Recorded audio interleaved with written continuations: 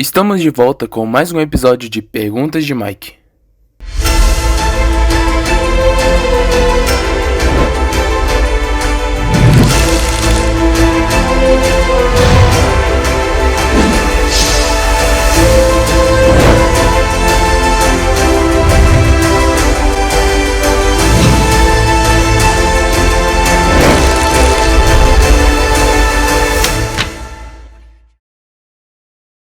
Episódio de hoje: o que existe depois da morte? A família de Mike foi passear na Chapada dos Veadeiros, um lugar lindo no centro do Brasil com cachoeiras e belas paisagens. Foi uma boa oportunidade para ele tirar algumas dúvidas que ele tinha sobre um assunto muito delicado. Mike, o Jack me falou que você queria conversar comigo um assunto muito delicado, isso? Sim, queria mesmo. Sei que pode me ajudar no que está me incomodando esses dias. Pode falar, filho. Em que eu posso te ajudar? Mãe, aconteceu uma situação comigo e acredito que a senhora possa me ajudar. Eu estava no WhatsApp com meu colega e ele me falou que a tia que ele mais gostava morreu e que ela agora está no céu cuidando dele. Fiquei meio constrangido de falar o que na Bíblia diz sobre o que acontece depois da morte, mas sinto que devo falar com ele o que aprendi na Bíblia e sobre a esperança que temos. Não é só você que passa por isso, Mike. Eu mesmo já tive esse tipo de dúvida na minha adolescência. Como falar, né? Como mostrar o que a Bíblia diz a esse respeito para as pessoas? Desde o início do tempo, tem havido muitas interpretações diferentes sobre esse assunto e que tem confundido muita gente. Hoje, existem várias teorias sobre o que acontece depois que morremos. A primeira vez que isso aconteceu foi no Jardim do Éden, lembra? Sei que você já estudou sobre isso. Sim, a conversa de Eva com a serpente. A mulher respondeu: podemos comer as frutas de qualquer árvore, menos a fruta da árvore que fica no meio do jardim. Deus nos disse que não devemos comer dessa fruta e nem tocar nela. Se fizermos isso, morreremos. Mas a cobra afirmou: vocês não morrerão coisa nenhuma. Deus disse isso porque sabe que quando vocês comerem a fruta dessa árvore, os seus olhos se abrirão, e vocês serão como Deus, conhecendo o bem e o mal. Aquele que começou a rebelião no céu também desejava levar os habitantes da terra a se unirem a ele na guerra contra Deus. Adão e Eva haviam sido perfeitamente felizes na obediência à lei divina. Eles tinham uma vida de testemunho contra a afirmação de que a lei de Deus era opressiva. Satanás estava decidido a causar a queda de nossos primeiros pais, de modo a tomar posse da terra e aqui estabelecer o seu reino em oposição ao Altíssimo. Adão e Eva tinham sido advertidos contra esse perigoso adversário, mas ele operou nas trevas, ocultando seu propósito. Empregando como seu intermediário a serpente, dirigiu-se a Eva. Foi assim que Deus disse: não comereis de toda a árvore do jardim? Eva se arriscou a argumentar com ele, e caiu vítima do engano: é certo que não morrereis. Eva cedeu, e através de sua influência, Adão foi levado a pecar. Aceitaram as palavras da serpente, desconfiaram de seu Criador e imaginaram que ele estava restringindo sua liberdade. Como então Adão compreendeu o sentido das palavras de Deus? No dia em que dela comeres, certamente morrerás. Deus declarou que, como penalidade de seu pecado, o homem voltaria à terra de onde fora tirado, porque tu és pó e ao pó retornarás. As palavras de Satanás: se vos abrirão os olhos, mostraram-se verdadeiras apenas nessa parte. Seus olhos se abriram para discernirem a sua loucura. Conheceram de fato o mal e provaram o amargo fruto da transgressão. A árvore da vida possuía o poder de perpetuar a vida. Adão poderia ter continuado a ter livre acesso àquela árvore, e assim teria vivido para sempre. Quando pecou, no entanto, foi retirado o acesso da árvore da vida e tornou-se imortal. A imortalidade fora perdida pela transgressão. Se Deus não tivesse trazido a possibilidade de ser imortal novamente através do sacrifício de seu filho, não teria havido esperança para a raça humana. Ao passo que a morte passou a todos os homens porque todos pecaram, Cristo trouxe à luz a vida e a imortalidade mediante o Evangelho. A imortalidade só pode ser obtida através de Cristo. Quem crê no Filho tem a vida eterna. O que todavia se mantém rebelde contra o Filho não terá a vida. O único que prometeu vida eterna na desobediência foi o grande enganador. E a declaração da serpente no Éden: é certo que não morrereis, foi o primeiro sermão pregado sobre a imortalidade da alma.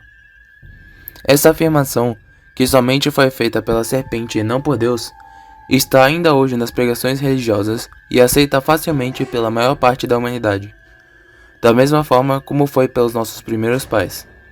Em contraste à declaração de Deus, a alma que pecar, essa morrerá, é dada uma mensagem contrária. A alma que pecar, essa não morrerá, antes viverá eternamente. A nenhum membro da família de Adão foi permitido comer do fruto da vida depois do pecado. Se tivesse tido acesso à árvore da vida, o pecado teria sido imortalizado. Não há, portanto, pecador algum imortal. Depois da queda, o inimigo continuou trabalhando para que sua mensagem da crença na imortalidade natural do homem fosse levada ao povo. Agora, o príncipe das trevas representa a Deus como um tirano vingativo, declarando que ele manda para um inferno a todos os que não lhe agradam, e que enquanto se contorcem em eternas chamas, seu Criador olha para eles com satisfação. Assim, o inimigo coloca em Deus as suas próprias características. A crueldade é satânica. Deus é amor. Satanás é o inimigo que tenta o homem a pecar, e então o destrói se o puder fazer. Filho, desde o tempo de Adão e Eva, os homens e mulheres são tentados a acreditar que na realidade eles não morrem, de que são naturalmente imortais. Sim, já ouvi dizer que quando alguém morre e seu corpo é enterrado, ele tem uma alma que continua vivendo de algum jeito, que essa alma não pode morrer e continuará vivendo para sempre, mesmo que o corpo esteja morto. Já ouvi meus colegas falarem sobre isso, mas pelo que eu li na Bíblia isso não faz sentido. Filho, muita gente acha que faz, viu? A maioria dos cristãos acreditam que a alma continua vivendo para sempre e que ela é imortal. Muitas religiões acreditam nisso, hindus, muçulmanos, budistas, entre outros. E tudo começou quando a serpente apresentou essa ideia pela primeira vez a Eva e ela acreditou. Porque o inimigo queria que as pessoas acreditassem que elas não morreriam de verdade. Porque se puder confundir as pessoas nesse assunto, elas também ficarão confusas sobre a ideia de que existe Deus. Vejam, se todos os seres humanos realmente vivessem para sempre, mesmo depois de morrer, então as pessoas boas iriam viver com Deus. Mas e o que aconteceria com as pessoas más? Para onde elas iriam? Se cremos que a alma não pode morrer, que continua vivendo sempre, então temos que acreditar que assim como as pessoas boas desfrutam a vida eterna, as más vão sofrer para sempre. É verdade. A senhora está falando da ideia de que existe o que chamam de inferno? Isso mesmo. Muitos acreditam que as pessoas más sofrerão para sempre, gritando de dor, sendo queimadas nas labaredas do inferno. Mas Deus não é assim. A Bíblia não fala de inferno, fala? Fala, mas precisamos entender o significado do inferno na Bíblia e conhecer também como Deus é. Você sabe o que quer dizer inferno? A palavra inferno é derivada do latim. Significa lugar inferior, baixo, profundo. Ela tem sido usada há séculos para traduzir 3 palavras presentes na Bíblia em seus idiomas originais: Sheol, Hades ou Gehenna. O termo hebraico Sheol significa sepultura, sepulcro, cova. É usado em todo o Antigo Testamento sempre com esse sentido. A palavra grega Hades pode ser conhecida como sinônimo de sepultura ou mundo dos mortos. Ela foi escolhida pelos tradutores judeus da Septuaginta, a primeira tradução do Antigo Testamento hebraico para o grego, em cerca de 250 a.C., para traduzir Sheol. Por fim, a palavra grega Gehenna vem do hebraico Ge-ben-Hinnom, Vale dos Filhos de Hinnom. Era o nome de um grande vale que existia em Israel. À época de Jesus, este vale era usado para se jogar lixo, e por isso estava sempre com focos de incêndio e muitos vermes. Como se pode ver, nem Sheol nem Hades carregavam originalmente para os judeus a conotação de um lugar de tormento eterno através do fogo. Sheol e Hades designam simplesmente o lugar para onde todos nós vamos quando morremos, a sepultura. A ideia de uma sobrevida após a morte num local de tormento talvez fosse mais natural para os judeus helenistas por conta do contato com a filosofia e mitologia gregas. Mas para o pensamento hebraico original, este conceito não existia. A morte era vista como o fim da vida, de fato, um estado de inconsciência completa. A doutrina que os ímpios mortos são atormentados no inferno eternamente é contrário ao amor, misericórdia e justiça de Deus. Pensar e ensinar que pelos pecados de uma breve vida terrestre sofrerão tortura enquanto Deus existir? Onde na palavra de Deus se encontra tal ensino? Não, este não é o ensino da palavra de Deus. Tão certo como eu vivo, diz o Senhor Deus, não tenho prazer na morte do perverso, mas em que todo perverso se converta do seu caminho e viva. Convertei-vos, convertei-vos de vossos maus caminhos, pois por que haveis de morrer? Por acaso Deus se deleita em testemunhar incessantes torturas? Que blasfêmia! A religião da Bíblia, repleta de amor e bondade, é ocultada pela superstição e revestida de terror. Satanás tem mostrado o caráter de Deus com fake news. O tormento eterno é uma das falsas doutrinas. Faz parte das abominações que a Babilônia fez todas as nações beberem, se desviando do que ensina a palavra de Deus, como se ela não fosse 100% confiável. Mas muitas pessoas são levadas a um erro oposto. Veem que as Escrituras representam a Deus como um ser de amor e compaixão, crendo no ensino de que a alma é imortal, concluem que toda a humanidade deveria salvar-se. Assim, o pecador pode viver em prazeres egoístas, desatendendo as leis de Deus, e ainda assim receber o favor divino. Essa salvação universal, admitindo a misericórdia de Deus, mas ignorando a sua justiça, não é ensinada na Bíblia. Estão distorcendo as palavras escritas na Bíblia e seus ensinos para satisfazer os desejos do coração. Estranho mesmo. Esse é o Deus que conheço, muito amoroso e justo. Não acredito mesmo que ele deixaria pessoas sofrendo eternamente. Não faz sentido. Verdade, filho. As pessoas que acreditam que os pecadores vão queimar eternamente ficam com medo de Deus. E algumas até se tornam descrentes ou contra Deus. Mas sabe, o inimigo preparou outro engano para aqueles que acreditam que Deus é um Deus bondoso. De que Deus é tão bondoso e cordial que salvará a todos, mesmo aqueles que não aceitam o sacrifício de Cristo ou que sejam desobedientes. Mas isso também não é verdade. A Bíblia diz que o salário do pecado é a morte. Aqueles que escolhem não aceitar o sacrifício de Jesus por seus pecados terão de receber o salário do pecado. Para falar a verdade, Deus sabe que aqueles que escolheram o lado mau não seriam felizes no céu. Pensa bem, se você tivesse passado a sua vida inteira cheio de ódio e maldade, ia querer ir para o céu e passar a eternidade com as pessoas que você odiou aqui na terra? O céu seria uma tortura para os pecadores. Eles não iriam mesmo gostar de lá. É verdade, Mike. Sabe, a Bíblia nos diz claramente o que acontece quando morremos. E diz que há uma morte final para as pessoas que não amam a Deus. Nos Salmos diz: o Senhor protege os que o amam, mas destruirá todos os maus. Isso ficou bem claro para mim. Se fosse verdade que a alma passa diretamente para o céu na hora da morte, desejaríamos mais a morte do que a vida. Por falar isso, você sabe o que a alma quer dizer realmente? É a fórmula da vida. Pó da terra, mais o fôlego de vida, é igual a alma vivente. Segundo a Bíblia, somos alma vivente quando temos o fôlego de vida que é dado por Deus. Nós podemos também fazer uma fórmula reversa. A alma vivente, menos o fôlego de vida, é igual a só o pó da terra. Quando o fôlego volta a Deus, morremos. Somos apenas pó. A morte do Filho de Deus testifica que o salário do pecado é a morte. Cristo, que não tinha pecado, tornou-se pecado pelo homem. Suportou a culpa da transgressão e o distanciamento do Pai, até que o seu coração se quebrasse e sua vida se desfizesse. Todo esse sacrifício foi feito para que os pecadores pudessem ser redimidos. Eu, a quem tem sede, darei de graça da fonte da água da vida. Esta promessa é apenas para os que têm sede. O vencedor herdará todas estas coisas, e eu lhe serei Deus, e ele me será filho. Para herdarmos todas as coisas, precisaremos ter vitória sobre o pecado. Mas o perverso não irá bem. O pecador está guardando para si mesmo ira para o dia da ira e da revelação do justo juízo de Deus, que retribuirá a cada um segundo o seu procedimento. Tribulação e angústia virão sobre qualquer homem que faz o mal. Bem-aventurados aqueles que lavam suas vestiduras no sangue do Cordeiro, para que recebam o direito à árvore da vida e entrem na cidade santa pelas portas. Deus não força a vontade. Ele não tem prazer na obediência servil. Ele deseja que as criaturas de suas mãos o amem porque ele é digno de amor. Quer que lhe obedeçam porque reconhecem inteligentemente a sua sabedoria, justiça e bondade. Os princípios do governo divino estão em harmonia com o preceito do Salvador. Amem seus inimigos.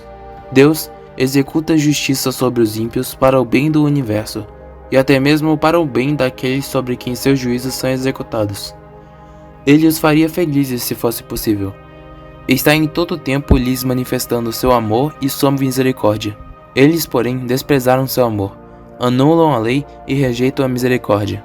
Constantemente recebem seus dons e ainda assim desonram o doador. Eles não estão preparados para comparecer à presença de Deus. Orgulho, engano, licenciosidade e crueldade estão fixados em seu caráter.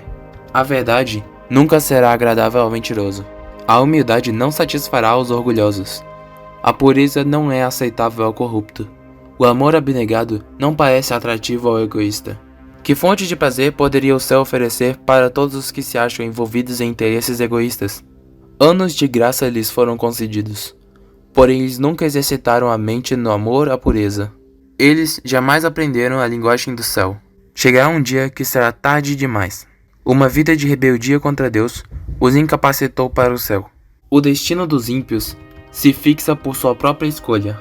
Sua exclusão do céu é espontânea de sua parte e justa e misericórdia da parte de Deus. Ao terminar a vida, é tarde demais para voltarem seus pensamentos da transgressão para a obediência, do ódio ao amor.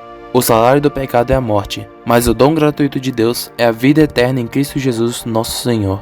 Entendi. Ele pode nos dar vida e nos conservar vivos e para sempre. Sou grato a Jesus, pois ele venceu a morte, e se morremos, não morreremos para sempre.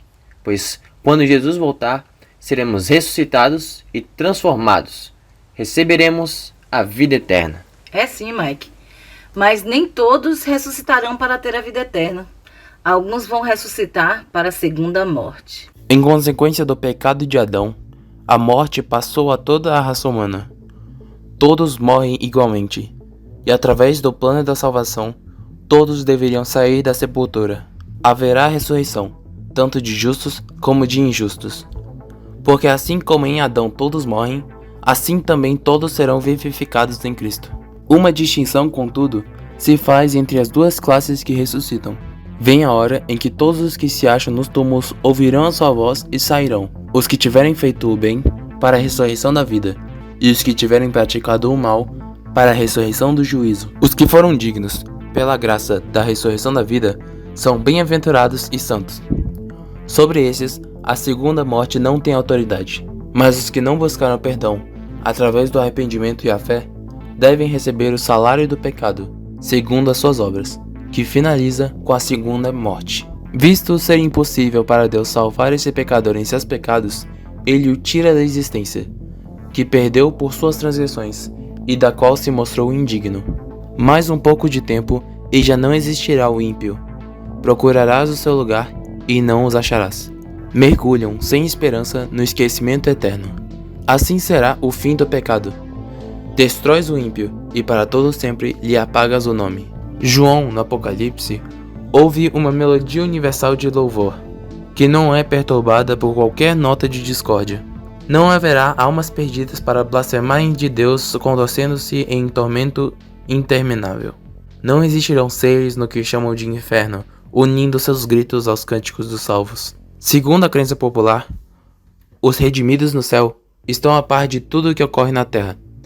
Mas como poderiam os mortos ser felizes sabendo das dificuldades dos vivos, vendo-os suportar todas as tristezas, desapontamentos e angústias da vida? Quão revoltante é a crença de que, logo que o fôlego deixa o corpo, a alma do pecador não arrependido é entregue às chamas. O que dizem as Escrituras? O homem não se acha consciente na morte. Sai-lhes o espírito e eles tornam ao pó. Neste mesmo dia, perecem todos os seus desígnios. Os vivos sabem que hão de morrer, mas os mortos não sabem coisa alguma. Amor, ódio e inveja para eles já pereceram. Para sempre, não têm eles parte em coisa alguma do que se faz debaixo do sol. A sepultura não te pode louvar, nem a morte glorificar-te. Não esperam em tua fidelidade os que descem a cova. Os vivos, somente os vivos, estes te louvam, como hoje eu o faço. Pedro, no dia de Pentecoste, declarou que Davi morreu e foi sepultado, e seu túmulo permanece entre nós até hoje, porque Davi não subiu aos céus. O fato de Davi permanecer na sepultura até a ressurreição prova que os justos não ascendem ao céu por ocasião da morte.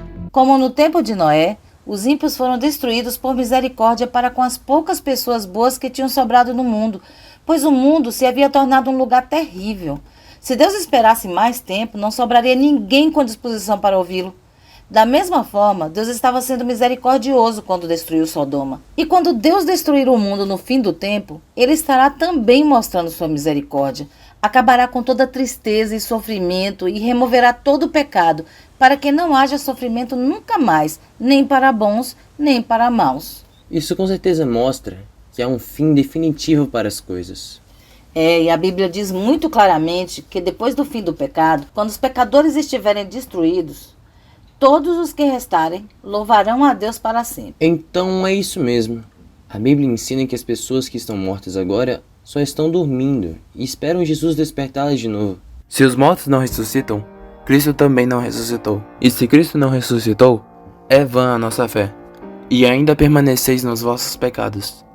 E ainda mais, os que dormiram em Cristo pereceram. Se durante 4.000 anos os justos ao morrer tivessem ido diretamente para o céu, como poderia Paulo haver dito que se não há ressurreição, os que dormiram em Cristo pereceram? Quando estava para deixar seus discípulos, Deus lhes disse que logo iriam estar com ele. Vou preparar-vos lugar.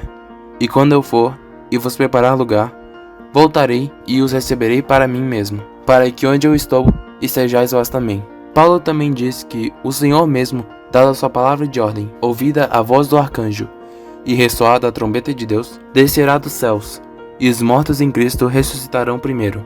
Depois nós, os vivos, os que ficarmos, seremos arrebatados juntamente com eles, entre nuvens, para o encontro do Senhor nos ares, e assim estaremos para sempre com o Senhor. Ele acrescenta: consolai-vos, pois, uns aos outros com essas palavras. Na vinda do Senhor, as algemas do túmulo serão quebradas, e os mortos em Cristo ressuscitarão para a vida eterna. Todos serão julgados de acordo com as coisas escritas nos livros e recompensados segundo suas obras. Este juízo não ocorre por ocasião da morte, porquanto estabeleceu um dia em que há de julgar o mundo com justiça. Eis que vem o Senhor entre suas santas miríades, para exercer juízo contra todos.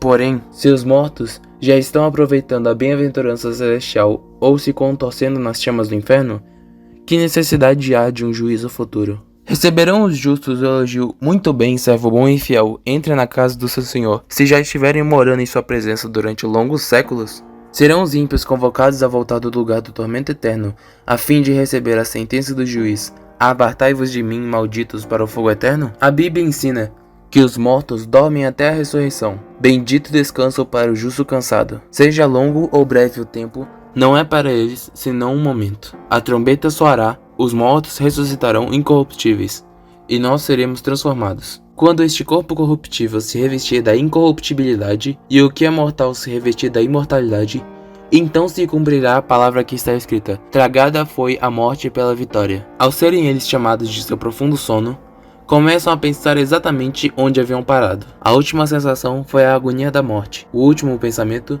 o de que estavam a cair sob o poder da sepultura. Ao se levantarem da tumba, seu primeiro alegre pensamento se expressará na triunfante aclamação: onde está, ó morte, a tua vitória? Onde está, ó morte, o seu aguilhão? Era isso que eu estava falando. Pela Bíblia, fica claro que quando uma pessoa morre, está dormindo na sepultura. Não há nenhuma alma que fica viva por aí sabendo o que acontece. Se as pessoas boas fossem para o céu a morrerem e estivessem lá por anos e anos, por que Jesus voltaria à terra e as ressuscitaria para dar-lhes a recompensa? Já estariam desfrutando sua recompensa por longo tempo. Isso não parece lógico.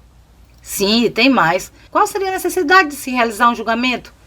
E também, como eles poderiam ficar felizes no céu sabendo que os seus parentes que praticaram o mal e não se arrependeram estivessem lá no inferno, sendo torturados? Como poderiam eles aproveitarem o céu assistindo também ao sofrimento e às lutas daqueles que são amados e que ainda estão vivos na terra? Muito estranho.